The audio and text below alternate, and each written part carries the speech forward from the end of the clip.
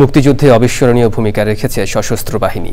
৭১-এর ২৫শে মার্চ কালো রাতে পাকিস্তানি বাহিনী গণহত্যা শুরু করলে সেনাবাহিনীতে কর্মরত বাঙালি অফিসার ও সদস্যরা সাধারণ মানুষকে সাথে নিয়ে প্রতিরোধ গড়ে তোলেন। মুক্তিযুদ্ধে সশস্ত্র বাহিনীর প্রতিরোধ ও সাফল্যগাথা নিয়ে ওবায়দুল রশিদের ধারাবাহিক প্রতিবেদনের তৃতীয় পর্ব আজ।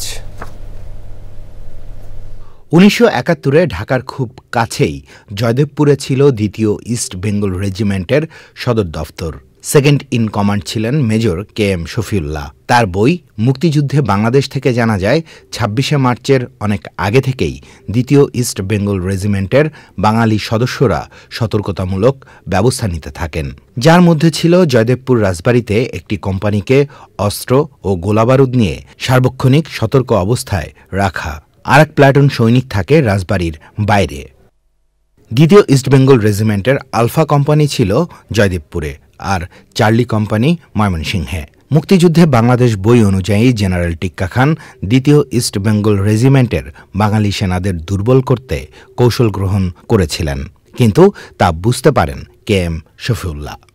তার ভাষ্য অনুযায়ী পাকিস্তানিদের ধোঁয়াশায় রেখে তিনি তার কিছু সৈনিক ও অস্ত্র, গোলাবারুদ এবং সামরিক সরঞ্জাম নিয়ে ময়মনসিংহের দিকে রওনা হন। গোপন নির্দেশ দিয়ে পেছনে রেখে যান ডেল্টা, ব্রাভো এবং আলফা কোম্পানির সদস্যদের। KM শফিউল্লাহ তার সৈন্যদের নিয়ে ময়মনসিংহে পৌঁছানোর আগেই হানাদার সৈন্যরা বাঙালি সৈন্যদের ওপর আক্রমণ করে। ২৮ মার্চ দুপুর পর্যন্ত চলা এ যুদ্ধে পরাজিত হয় পাকিস্তানি হানাদার বাহিনী।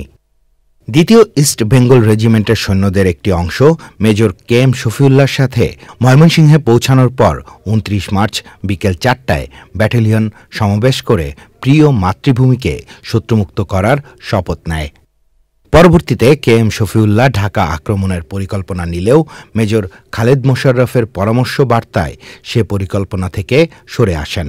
KM শফিউল্লাহ তার সাথে থাকা সৈন্যদের একটি বড় অংশ নিয়ে খালেদ মোশাররফের সাথে ব্রাহ্মণবাড়িয়ায় গিয়ে যোগ দেন। বিস্তারিত বর্ণনা রয়েছে KM শফিউল্লাহ এবং খালেদ মোশাররফের বইয়ে।